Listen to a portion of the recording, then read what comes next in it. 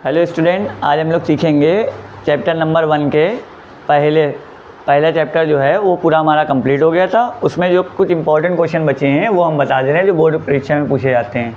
अब देखिए, सबसे पहला क्वेश्चन दिया गया है, जैसे कि ये फैक्टर ट्री बना हुआ है, गुणनखंड वृक्ष। इसमें हमको x, y और z की वैल्यू बतानी है। तो x, y, z की वैल्यू निकालने के लिए देखिए, x के गुणनखंड दो पार्ट में गए हैं, तो ये क्या हो गए, 2 गुणे 3381। तो x की वैल्यू निकालने के लिए यहाँ लिखेंगे x बराबर 2 गुणे 3381, क्योंकि x के दो ब्रांच निकल रही हैं, एक 2 की और एक 3381 की। जब इन दोनों का हम लोग गुणा करेंगे तो ये हो जाएगा 2 एक अन्नम 2, 2 अट्ठे 16, 2 तिहाई 6 एक 7, 2 तिहाई 6। तो ये हमारी x की वैल्यू आ जाएगी। इसी तरीके से अब हम लोग y की वैल्यू निकालेंगे। देखिए, y की से भी दो ब्रांच निकल रही हैं, एक 7 की और एक 161 की। तो y बराबर हो जाएगा 7 इंटू 161, 7 एक अन्नम 7, 7 छंग 42 का 2 हाथ लेगा 4, 7 एक अन्नम 7, 4 11। ये हमारी y की वैल्यू आ गई। इसी तरीके से 161 की दो ब्रांच निकल ली है, 7 और z। तो ये हो जाएगा 7 गुणे z बराबर में हो जाएगा 161। तो z बराबर हो जाएगा 161/7। 7 से इसको भाग करेंगे, 7 दूनी 14, 16 था, 16 में 14 जाएगा, 2 बचेगा, 2 और 1 मिलके हो गया 21, 7 त्रिक 21। तो इस तरीके से हमारा z का मान आ गया 23। x, y, z हमारे तीनों निकल आए। इसी तरीके से हमारा दूसरा क्वेश्चन एक और है, ये भी बहुत इंपॉर्टेंट क्वेश्चन है। यदि 65 और 117 के HCF को 65m - 117 के रूप में व्यक्त किया जा सके तो m का मान हमको निकालना है। अब देखिए, पहले हम लोग 65 और 117 का मासापा निकालते हैं। दूसरे सवाल के लिए 65 और 117 का मासापा निकालेंगे। 65 एक अन्नम 65, 7 में से 5 गया 2, 11 में 6 गया 5। अब हम लोग 52 से 65 को करेंगे। 52 एक अन्नम 52, फिर 5 में 2 गया 3, 6 में से 5 गया 1। अब 13 से 52 को करेंगे तो ये हो गया 13 चक्को 52 हमारा। इसका मतलब HCF आ गया हमारा कितना, 13। अब देखिए, और क्वेश्चन के हिसाब से HCF दिया गया है 65m - 117। ये भी HCF है और ये भी HCF है, तो इन दोनों को बराबर कर देंगे, जिससे कि हमारा m का मान निकल आएगा। 65m - 117 बराबर में 13। अब इसमें m की वैल्यू निकालने के लिए 65m को यहीं रखेंगे और -117 जब उधर जाएगा तो ये हो जाएगा +117। तो ये हो गया हमारा 65m बराबर में 117 में 13 को जोड़ा तो ये हो गया 130। m बराबर हो गया 130/65। 65 से डायरेक्ट काट दिया, 65 दूना 130। m का मान आ गया हमारा 2। इसी तरीके से ये वाला क्वेश्चन है, यदि दो धनात्मक पूर्णांक p और q, p बराबर ab स्क्वायर और q बराबर a³ b के रूप में व्यक्त किया जा सके, जहाँ a और b अभाज्य संख्याएं हैं, तो LCM PQ का बताना है। देखिए, LCM निकालने के लिए पहले हम लोगों ने लिखा P बराबर AB स्क्वायर और Q बराबर दे रहा है A³ B। अब इन दोनों का हम लोग को LCM निकालना है। जब LCM निकालेंगे हम लोग P और Q का, तो LCM में देखिए क्या होता है, LCM में अगर सब अभाज्य गुणनखंड के रूप में दिए गए हैं और पावर लगी हो, तो LCM में जो भी सबसे बड़ी पावर होती है वो लिखते हैं हम लोग। जैसे यहाँ पर ऊपर a है, a की पावर कुछ है नहीं, इसका मतलब 1 है, और नीचे a का क्यूब लगा हुआ है, तो इसकी सबसे बड़ी पावर हो गई हमारी a³। तो ये हो जाएगा हमारा a³। इसी तरीके से b वाला देखेंगे, नीचे b की पावर 1 है और ऊपर b का स्क्वायर है, तो ये हो जाएगा हमारा b का स्क्वायर।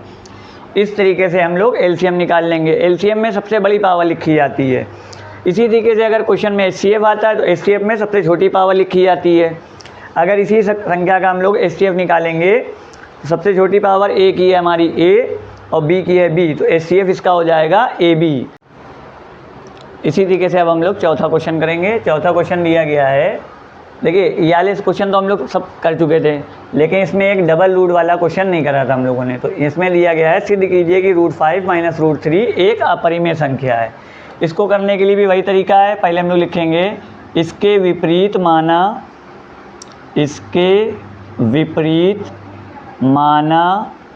√5 - √3 एक परिमेय संख्या है। √5 - √3 एक परिमेय संख्या है। जो भी सवाल में दिया जाता है, जैसे अपरिमेय दिया वाले जितने भी क्वेश्चन हैं उसमें हम लोग मान लेते हैं कि एक परिमेय संख्या है। फिर उसके बाद हम लोग मानते हैं माना √5 माइनस √3 बराबर में a/b, जहाँ a तथा b सह अभाज्य संख्याएं हैं। a तथा b सह अभाज्य संख्याएं हैं तथा b is not equal to 0, मतलब b की वैल्यू 0 के बराबर नहीं है। अब इसको हल करने के लिए देखिए यहाँ पर हम लोगों ने उतारा √5 माइनस √3 बराबर में a/b। सबसे पहले √5 को यहीं लिखेंगे और ये माइनस √3 उधर जाएगा, प्लस में हो जाएगा, ये हो गया। अब हम लिखेंगे दोनों ओर वर्ग करने पर, तो यहाँ लिखा जाएगा दोनों ओर वर्ग करने पर,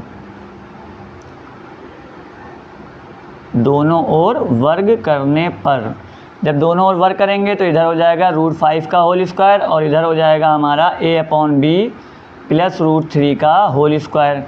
अब √5 का स्क्वायर हो जाएगा हमारा 5 और ये हो जाएगा हमारा, फार्मूला लग जाएगा, ये पूरी वैल्यू a की जगह पे है और ये b की जगह पे है। फार्मूला होता है हमारा a प्लस b का होल स्क्वायर बराबर a स्क्वायर का मतलब a/b का स्क्वायर प्लस b स्क्वायर का मतलब हो गया √3 का स्क्वायर प्लस 2ab का हो गया 2a/b इंटू √3। अब देखिए 5 हमारा इसी रहेगा, ये हो जाएगा हमारा a स्क्वायर/b स्क्वायर, √3 का स्क्वायर हो गया 3 और ये हो गया हमारा 2ab 2√3 a/b। अब देखिए इसमें रूट वाले को एक तरफ लिखेंगे, बाकी सबको एक तरफ कर लेंगे। तो यहाँ पर लिखेंगे हम लोग, ये हो जाएगा हमारा 5 माइनस 3 प्लस 3 आएगा इधर माइनस में और ये प्लस में आएगा इधर माइनस में, बराबर में हमारा बच गया 2√3 a/b। 5 में से 3 गया हमारा 2 बच गया माइनस a स्क्वायर/b स्क्वायर। अब इसके नीचे 2 के नीचे 1 लगा के एलसीएम लिया तो ये हो गया हमारा b स्क्वायर। 1 से b स्क्वायर करा b स्क्वायर का जब 2 से करेंगे तो ये हो जाएगा 2b स्क्वायर। b स्क्वायर से b स्क्वायर को भाग करा 1 का a स्क्वायर से करेंगे a स्क्वायर और ये बराबर में हमारा चल रहा है 2√3 a/b। अब 2√3 a/b ऐसे ही रहेगा, जिसमें से √3 हमारा ऐसे ही रहेगा और बाकी जो 2 और a और b हैं ये सब इधर आके पलट जाएंगे। तो b हमारा ऊपर मल्टीप्लाई में आ जाएगा और ये हो जाएगा 2b square minus a square और अपॉन में 2a हमारा जो है वो नीचे इसके साथ आ जाएगा।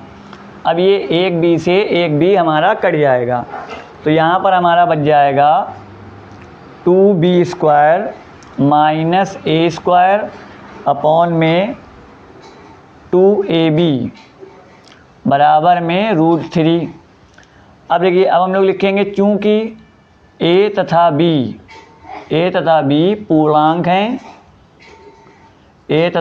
पूर्णांक हैं, अतः 2b square minus a square upon में 2ab एक परिमेय संख्या होगी।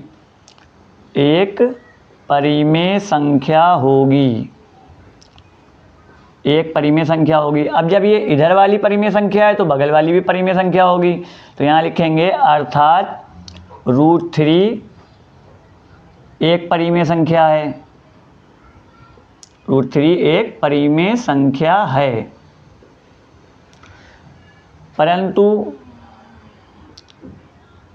√3 एक अपरिमेय संख्या है। ये हम लोग पहले प्रूफ कर चुके हैं, परंतु √3 एक अपरिमेय संख्या है, अतः √5 माइनस √3 एक अपरिमेय संख्या है। इस तरीके से हम लोगों को ये करना है, अपरिमेय संख्या है, और ये हमारा पहला चैप्टर इस तरीके से कंप्लीट हो जाएगा।